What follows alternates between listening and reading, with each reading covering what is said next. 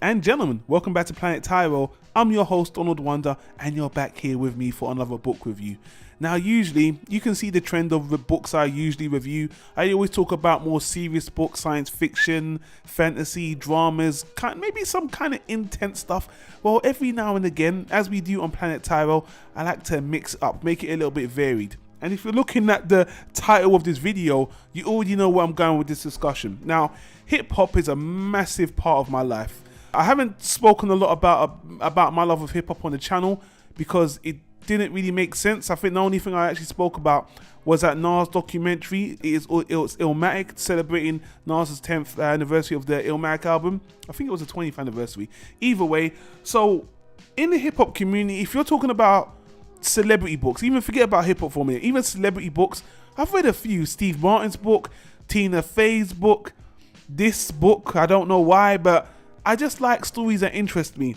And when I read the title of this book, which is a real title, Kanye West Owes Me $300 and Other True Stories from a White Rapper Who Almost Made It Big, I was curious. And also there was an interview with this fellow on Machinima ETC channel, a channel I'm subscribed to, is really fun for news and stuff like that. But the guy honestly had a fun story. He almost made it big. I don't want to spoil it, but he kind of didn't make it big. I guess that's not a spoiler, but he didn't make it big. He had a lot of interactions. He had a lot of chances to blow big. He met a lot of celebrities. He was there, but he didn't make it. And just the theory of it, just the concept. I just thought I want to hear this white guy that didn't make it as a rapper, but hearing his experiences. So again, to get into details about the book is a lot of spoilers. He meets all these celebrities, he meets all these rappers, he has so many anecdotes. But I like the fact that the rapper himself, whose real name is Jensen Karp, he actually talks about his love of hip hop, how he grew up with hip hop, and how even as a white guy, his love for hip hop drove him into the art. Even against, I don't want to say adversity, I want to say even against the prejudice of the black people saying, nah, the rap ain't for you, why are you trying to whack white boy, you wig or whatever.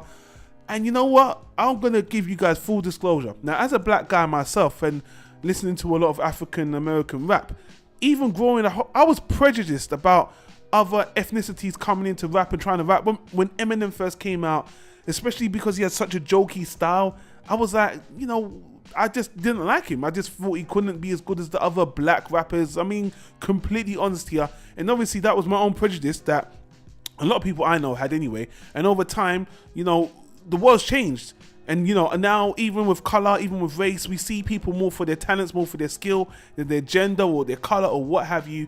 So just hearing this guy's, struggle through hip hop and how it didn't happen for him, honestly, it was a good story. And, it was written well. He kept it entertaining.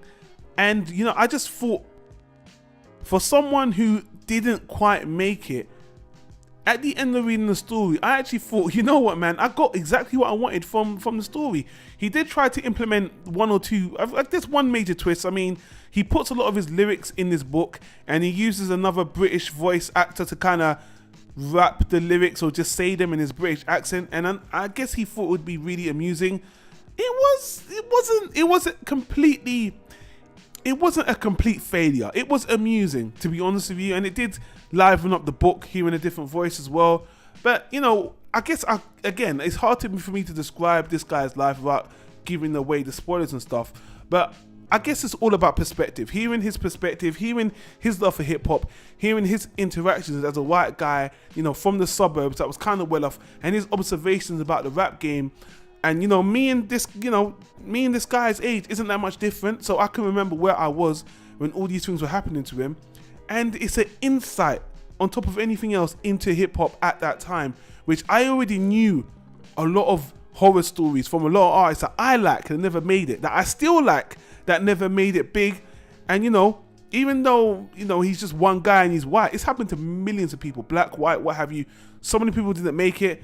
And I haven't found a lot of books of people explaining their failed experiences, especially in hip hop. So, if you're interested about that, even if you're not a fan of hip hop, putting that separate, this is a fun book. Honestly, this is a fun book.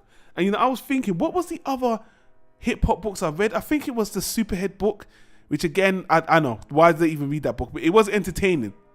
And there's another documentary I'm going to get to. I know I'm changing the subject now. about the biggest hoax in hip hop. So we'll get to that.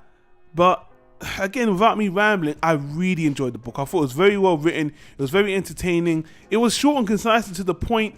And it made me interested in this guy a little bit, to look at his videos on YouTube. I put a link in the card or in the description. You know, the guy had skills. The guy had flow. I'm not going to lie. Did he sound too much like Eminem? They sounded alike, but their styles were different. You know, I will give him that. You know, if you're listening to this discussion, which I doubt, you know, I honestly, I liked the fact that you as a person was down to earth. I think you were honest. And checking out your previous videos was a little bit too silly for my liking, because I like more serious hip hop on a personal taste. But if you're talking about skills, rap skills and lyrical, I think the guy was good, you know. But we got a good book out of it, and it's a good insight to this guy's life. So as a fan of hip hop, just as a fan of pop culture, this was a fun book. It was well written. You know, if you guys are interested in this guy, or I'll put a link to the interview he had with Machinima on the top right hand corner. But check out the book. The audiobook is really good. He narrates it himself. He did a good job. His mum did a little bit here and there. And there were so many funny surprises, especially with Kanye West and will.i.am and some other celebrities. But you know what? I enjoyed the book. Let me leave it at that. I needed a break and wanted to read something completely different. And this was it. As a rating, I'll give this book a very high, solid B.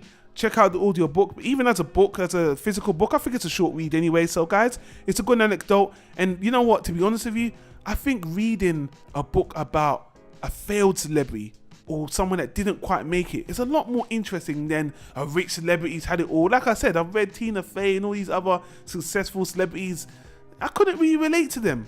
This story I could relate to on some level, because it's a guy who tried something, didn't work out, which is something we can, you know, all relate to. Maybe not on this scale, but you know, that's my thoughts on it, guys. So anyway, leave your comments on the comment section down below if you've read the book. If not, check it out and let me know what you think after the fact. Leave a comment down below. And again, it was fun. So anyway, guys, that was it. Hit the annotation on the right if you want to check out the other stuff we do on Planet Tyro. You know, we do books, TV shows, animations, what have you. Hit the subscribe button if you want to subscribe to Planet Tyro to get the feeds, or to get the updates straight to your YouTube feed. It's a little bit more convenient for you. But until then, I want to say thanks for watching, and I'll see you on the next video, guys. Take care. Peace out.